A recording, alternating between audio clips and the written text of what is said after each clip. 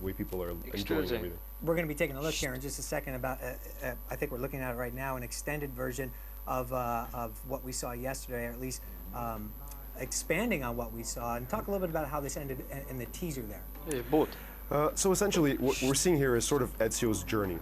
After the events of Assassin's Creed Brotherhood, he's killed all of his enemies. And he finds himself sort of like looking back at his life. Ezio has always been very reactive. He got into the Assassins because his father, got killed. Then, his uncle gets killed in Brotherhood, and he's always about revenge, right? Now he's getting older, wiser, and he's wondering, what do I do with my life? He embarks on this pilgrimage to Masyaf in the footsteps of Altair, and this is what we're seeing here in this trailer, right? He finds Masyaf overrun with Templars, essentially, and he's sort of bitten off more than he can chew. He thought he was looking after, trying to find some sort of secrets, personal secrets, but he finds that in Masyaf there's actually something much more dangerous, something much more important, and the Templars are onto it. So this sort of pilgrimage turns into a race against time as he flies to Constantinople to try to find the 5 keys that will open up the Masyaf fortress before the Templars can find it for themselves. Wow. Obviously, it's a very in-depth and intriguing storyline, and it's going to tie up a lot of the loose ends, right, for fans of the franchise. This is the de facto game that will do that, correct? Yes, this is really the end of the Ezio trilogy, the whole cycle of becoming an assassin, becoming the master, and now sort of like becoming the mentor, the general, and, eventually passing on the torch.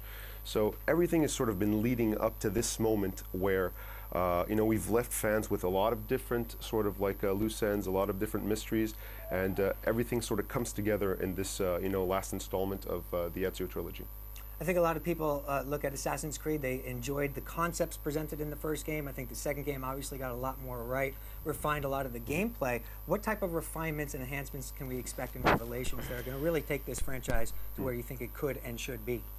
Yeah, essentially, you're right. Like every Assassin's Creed game for us, it needs to be sort of an iterative process. We keep building upon what we've sort of achieved in the game before, listen to what the fans have to say, and sort of build on top of that. What we did here is as Assassin's Creed is becoming this huge game, across the board, like we have a lot of systems piling up upon, systems upon systems. We're trying to consolidate all of that into more of a sort of a core experience. So we're adding a lot of systems that really help bridge everything together. The hook blade is a good example. This is sort of an Ottoman improvement to the Assassin's Blade. What this does is it essentially, allows the character to, be about 25 to 30% faster in navigation. It adds more flow, and it also bridges navigation and combat. It really makes those two things sort of more linked. Assassin's Creed is all about movement, right? We want to keep that movement in combat as much as possible. Then we have something else. We're adding a whole new crafting system, like bomb crafting. We're adding the ingredients to sort of the economy of the world. Not only will you be looking for money to buy stuff, but you will, you can sort of find these different ingredients that will help you craft bombs. And the idea behind our crafting system isn't, these overly complex formulas that will create these very unique sort of bombs, but rather any combination gives you something cool. It's more, which type of bomb defines you as a player more than anything else. All right, man. It sounds very intriguing. We have an exclusive clip that we're going to take a look at right now. Let's roll that and take a look at Assassin's Creed Revelations. I can't move. The final journey commences. It is done. Put him back into the animal. Stand by. Resetting firmware.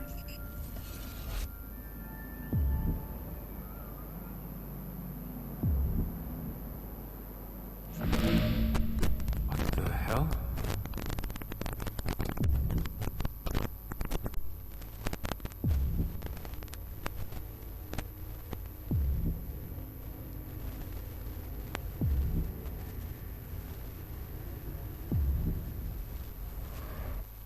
Animus operating system failure.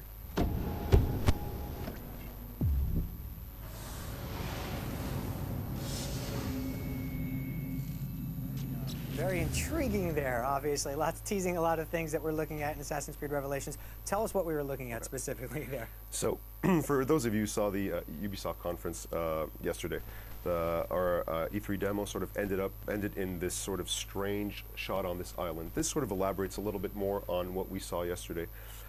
Essentially, after the events of Brotherhood, Desmond finds himself in a coma. He's plugged back into the Animus to sort of keep his consciousness from falling through and going into limbo.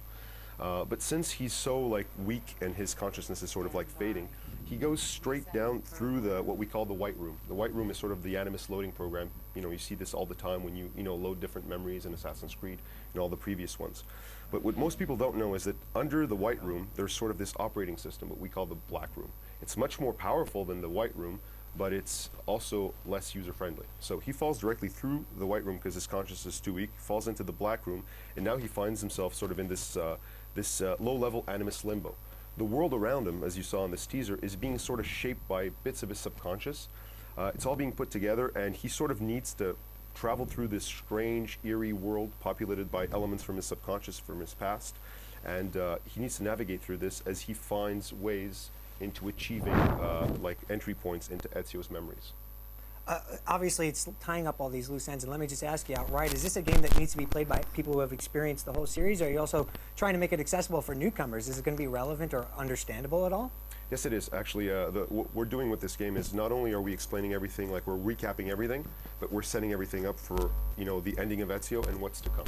So this is actually a really good game to, we have Altair in the game. So it really recaps everything from Assassin's Creed 1 to Assassin's Creed 2 and to Brotherhood.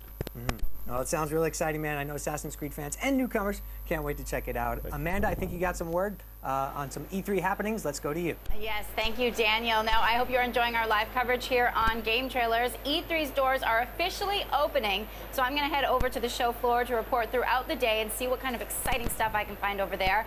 However, first, we're going to take our first break of the day from E3. When we get back, we're going to give you more info on Uncharted 3, so make sure you stick around. I'll see you soon.